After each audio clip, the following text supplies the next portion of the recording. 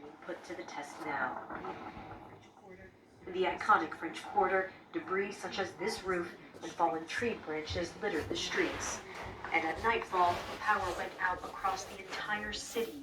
Just as New Orleans was plunged into darkness, Hurricane Ida was downgraded to a Category 3 hurricane, tracking northwest of New Orleans with winds at 115 miles per hour. In Washington, President Biden received a briefing on Ida at the Federal Emergency Management Agency, or FEMA. He made an appeal to people in the region.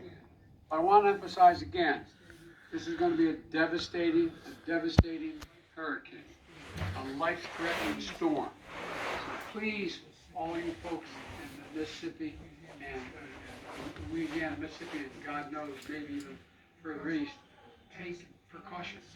Listen, take it seriously, really very seriously.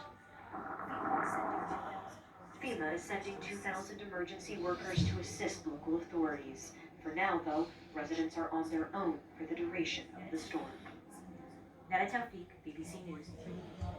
Well, Michael George from CBS News is in New Orleans and has just sent us this update. People have had a very brutal day yesterday, and it's a very brutal morning. While Ida has weakened, the danger certainly is still very real. People are dealing with a citywide power outage. The entire city is without power with no timeline as to when it will be restored. There's also rising floodwaters. We've even heard reports that some people are trapped in their homes, even in their attics, as the waters continue to rise. At the same time, emergency responders can't reach many of those people who are in need of a rescue. In fact, some people who have called for emergency help have been getting a message saying there are technical difficulties on the line. So right now it's a very dangerous situation. Even though the rain and the wind have eased up a bit, the big concern right now is reaching those people who are trapped by the floodwaters and hoping that the flood walls and the levees continue to hold.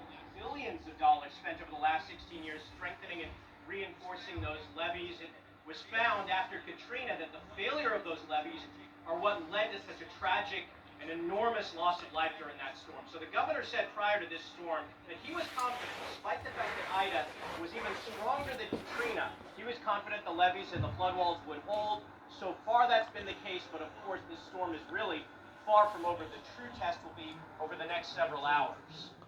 Michael George reporting there. The United States says